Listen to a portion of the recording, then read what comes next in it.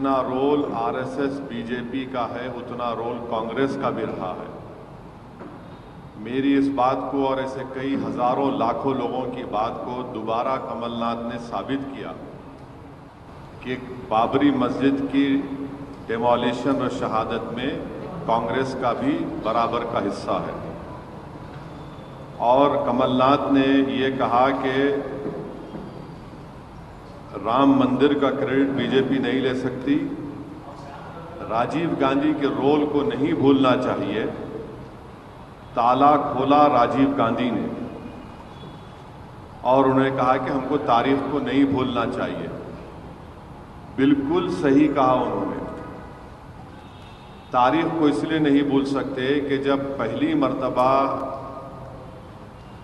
बाबरी मस्जिद के अंदर रात के अंधेरे में चोरों की तरह मस्जिद के अंदर जाकर उसमें आइडल्स को रखे गए थे मिंबर नबवी पर सल्लल्लाहु अलैहि वसल्लम पर, उस वक्त किसकी सरकार थी उत्तर प्रदेश में? कांग्रेस की थी। मुख्यमंत्री कौन था? जीबी पंत साहब थे।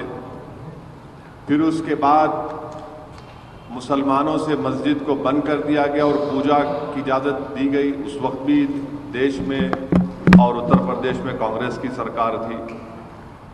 फिर मामला बड़ा ताले खोलने का, तो ये बात बिल्कुल सच है। राजीव गांधी के ही ज़माने में बाबरी मस्जिद के ताले धोखा देकर खोले गए और उस ज़माने में मुस्लिम पक्ष को बुलाया तक नहीं गया और जज साहब ने 25 या 30 पेज का ऑर्डर 5 मिनट में दे दिया।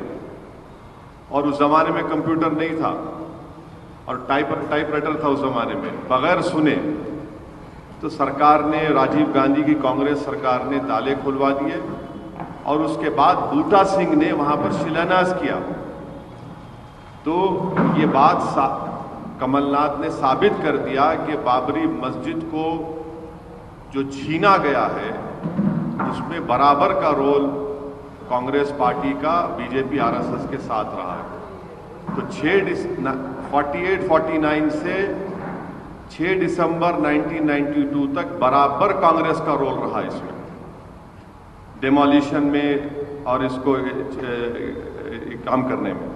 6 दिसंबर के दिन बीजेपी, विश्व हिंदू परिषद, आरएसएस ने सुप्रीम कोर्ट को ये वादा किया, गलत बोला, झूठ बोला कि वहाँ पर कुछ नहीं किया जाएगा बाबरी मस्जिद को। बाबरी मस्जिद को उसके बाद डेमोलिशन कर दिया गया। तो ये सच्चाई है और इसमें बराबर कांग्रेस का और बीजेपी आरएसएस का रोल रहा है। मैं तो ये पूछना चाहूँगा कांग्रेस के नेताओं से कि क्या आप लोग क्यों सेकुलरिज्म का एक झूठा चेहरा जनता के सामने हमेशा पेश करते आ रहे हैं? मैं पूछना चाहूँगा राहुल गांधी से कि क्या आपके वालिद जब देश के प्रधानमंत्री थे तो क्या उन्होंने बाबरी मस्जिद के ताले खुलाए थे? नहीं खुलाए थे।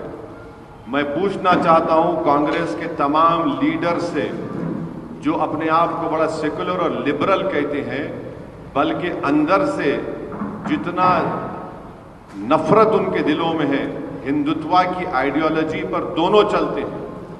कांग्रेस भी चलती है और आपके बीजेपी भी चलती है।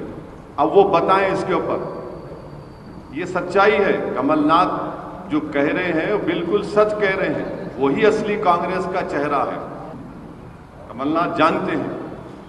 बहरहाल ये इनका बयान जो आया है इससे कांग्रेस पार्टी का रोल उन्होंने एक्सेप्ट किया है बाबरी मस्जिद के डेमोलिशन में, बाबरी मस्जिद को मुसलमानों से छीनने के लिए। बल्कि मुसलमान नहीं, बल्कि जो इस देश के रूल ऑफ लॉ को मानते हैं, जो इस देश में सुप्रीमेसी ऑफ लॉ को मानते हैं, जो सही मानों में सेकुलरिज्म को मानते हैं, लिबर्टी को, जस्टिस को मानते हैं, उनको जो शुरू से कह रहे थे कि ये मिले हुए हैं, मिल क्या सामने आ गया। और एक बात यह है कि जब ये बात कमलनाथ कह चुके हैं तो हम तो उम्मीद करेंगे कि देश के प्रधानमंत्री नरेंद्र मोदी जब जनवरी में कुछ फंक्शन करने जा रहे हैं वो, हाँ, तो हम उम्मीद करेंगे कि देश के प्रधानमंत्री राहुल गांधी को भी अपने साथ में लेके जाएं, क्योंकि जो काम उनके वालिद ने शुरू किया उसको मोदी जी मुकम्मल कर रहे हैं। तो देश के प्रधानमंत्री को चाहिए कि अपने साथ राहुल गांधी को भी लेके जाएं। ये अच्छा रहेगा, राम और श्याम की जोड़ी रहेगी। तो इन दोनों को, प्रधानमंत्री को हम चाहिए कि, क्योंकि प्रधानमंत्री की पार्टी आरएसएस ने भी पूरा बराबर का हिस्सा अदा किया। अब आप बोलेंगे सुप्रीम कोर्ट का जजमेंट है, बिल्कुल मैं मानता हूं सुप्रीम कोर्ट का जजमेंट है, सुप्रीम कोर्ट का जजमेंट है। Supreme court is supreme but not infallible. Supreme court ने यह भी कहा कि मुसलमानों ने मंदिर नहीं तोड़ी थी। और हैरत की बात यह है कि वो क्रिमिनल ट्रायल में किसी को सजा नहीं हुई। आप देखो कैसा एक सीक्वेंस देखिए आप, उस वक्त से लेके अब तक किसी को सजा नहीं हुई, माने सब मौजूद थे। दिल्ली में कांग्रेस की सरकार, उत्तर प्रदेश में बीजेपी की सरकार, जमीन पर पूरे आरएसएस और बीजेपी के नेता हैं। तो ये कमलनाथ का बयान कांग्रेस के असली चेहरे को जाहिर करता है और राहुल गांधी नाटक कर रहे हैं, ये उनका असली चेहरा है। तो राहुल गांधी और नरेंद्र मोदी को चाहिए कि राहुल को भी साथ ले लें, दोनों साथ लेकर जाएं। भाई आपने तो हमसे छीन लिया। अगर 6 दिसंबर को 1992 को मस्जिद शहीद नहीं होती तो क्या जजमेंट आता? अगर ताले बगैर मुस्लिम पक्ष को खोले नहीं खोले जाते तो क्या होता? अगर जब मंदिर मस्जिद में मूर्तियां रखी गई रात में तो आप अगर साफ कर देते, मुसलमानों को दे देते तो क्या होता? नहीं, कुछ नहीं होता। तो ये बराबर का इनका हिस्सा है। ये जो पूरी पिक्चर है बाबरी मस्जिद की, इसमें दोनों का बराबर रोल है, बीजेपी का, आरएसएस का और कांग्रेस का। इसीलिए मैंने हमेशा कह रहा हूं, एक किताब का हवाला दिया था कि कांग्रेस आरएसएस की मां है। तो ये बताना था आप लोगों को, और इससे अच्छा है, ये साफ हो रहा है कि ये सब चीजें देखने में आ रही। और जो लोग हम पे उंगली उठाते हैं, उनसे पूछना चाह रहे, बोलो अब कमलनाथ जो बोल रहा है वो सच्चाई है? वो अब कमलनाथ के बयान पर ये कांग्रेस के लोग क्या बोलेंगे?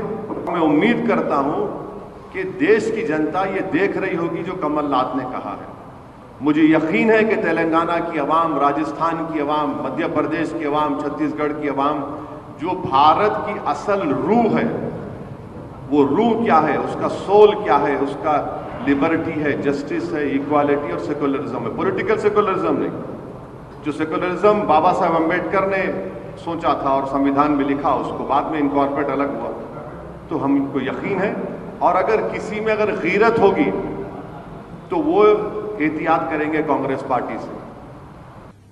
कि मध्य प्रदेश में आजकल चुनावी हिंदू बहुत घूम रहे हैं, अच्छा लगता है। कोई हनुमान जी की स्तुति गा रहा है, कोई हिंदू धर्म के मर्म को समझा रहा है, कोई हिंदू सोच पर टिप्पणी और व्यंग दोनों कर रहा है। आप हिंदू हैं या नहीं है, साफ बताइए। ये तो आस्था का सवाल है ना, इसमें राजनीति कहां से? तो क्या है आप? और अगर आपका ये अतीत है तो कृपया कर करके आप इस तरह की व्यंग्यात्मक टिप्पणी किसी की आस्था पर न करें। यह आपको किसी ने अधिकार नहीं दिया। हम सभी आस्थाओं का सम्मान करते हैं और सभी आस्थाओं के ईश्वर का सम्मान करते हैं। लेकिन राम जन्मभूमि को लेकर क्या परेशानी है आपकी भाई? क्यों परेशानी है? हमने तो कभी नहीं कहा राम हमारे हैं। राम तो देश के हैं, राम सनातन है, राम तो आज विश्व रूपी है। कभी राहुल गांधी, सोनिया गांधी, प्रियंका जी, कमलनाथ, दिग्विजय सिंह अयोध्या जाके प्रणाम किए क्या? करने का सोचते हैं क्या? तो आपको अयोध्या के विषय से इतनी नफरत क्यों हो जाती है? वाई? और ये मैं प्रभु राम लल्ला के वकील के रूप में मुझे बहस करने का सौभाग्य मिला, क्योंकि सुप्रीम कोर्ट में नहीं कर पाया क्योंकि मैं देश का कानून मंत्री था। तो आज तो वहां मंदिर बन रहा है। और आज मैं भोपाल के इस बड़े सारगर्भित पत्रकार मित्रों को एक ही बात बताना चाहूंगा, सुप्रीम कोर्ट की 5 जजेस ने क्या कहा सर्वानुमति से मैं 3 लाइन अंग्रेजी में बोलूंगा, उसका हिंदी अनुवाद भी कर दूंगा। The Muslim side could not give any evidence that after the erection of Babri mosque they were in the exclusive position of it. एकमात्र उनका कब्जा था इस पर, ऐसा कोई सबूत नहीं। दूसरा, in spite of erection of so-called Babri mosque, the faith of Hindus never wavered. It is the place of birth of Lord Ram, and they used to give their pranam there. Evidence shows that कि प्रभु राम का जन्म स्थान था, हिंदू आके प्रणाम करते थे। और आर्कियोलॉजिकल सर्वे ऑफ इंडिया की खुदाई से स्पष्ट है कि 7वीं शताब्दी से मंदिर नीचे था, जिसके ऊपर बाबरी मस्जिद बनी थी। तो यही तो हम लोगों ने कहा था ना, तो अच्छा होता है एक बार पढ़ लेते जजमेंट को, तब चर्चा करते। लेकिन मित्रों, इसमें कांग्रेस की परेशानी कम है, कांग्रेस की मानसिकता की परेशानी है। इसीलिए मध्य प्रदेश में हमस के माध्यम से हवा बनाने की कोशिश की जा रही है। उस पर प्रधानमंत्री ने साफ कहा, आतंकवाद का हम विरोध करते हैं किसी स्वरूप में। ये G20 का भी निर्देश था, उसको कंडेम भी किया गया। पैलेस्टीन के लोगों के लिए आर्थिक और दवा सुविधाएं भी भेजी गई। तो मध्य प्रदेश में हमस कहां से आ गया भाई? तो कांग्रेस को लाना ही है। और आज जब इतना लोग बात करते ही हैं, तो कमलनाथ जी मुझे आपसे कुछ सवाल पूछ दें, क्योंकि मैं भी उस आंदोलन का पार्ट रहा, वकील भी रहा।